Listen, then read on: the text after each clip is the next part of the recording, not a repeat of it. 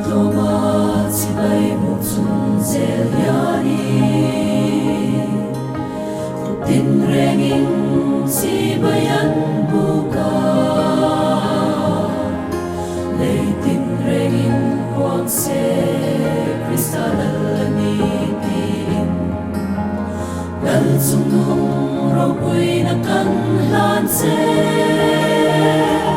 Malsong na kildi kay nasa umla May tuwini kita ani Malsong na kildi kay sa umla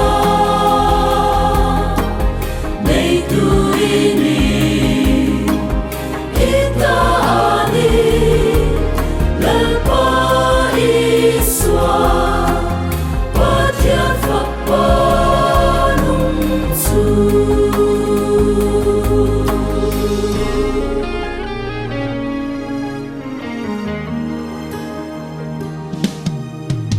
Mingpangay tulet lang tu ini Kanun lasong itaani Sutin kanun song nang mafakna Lumasain sibay kapukase Siyang song song lima loming low sai se Kim siyang tu ring tropoy faki Leiting renging huang se kristalanitin Lal sunung ropoy na kanlan se Malsong na kildi kay nasa umla May tuwini itaani Malsong na kildi kay sa umla May tuwini itaani Lalpa iswa Patiat fakpanung su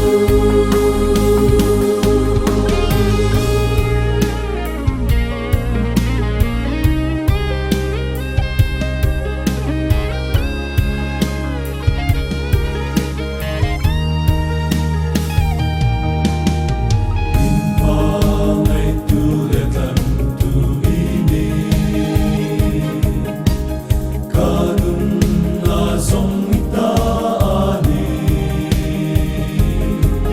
Sutin kanun song nang mafakna Lumasain sibay kabukat se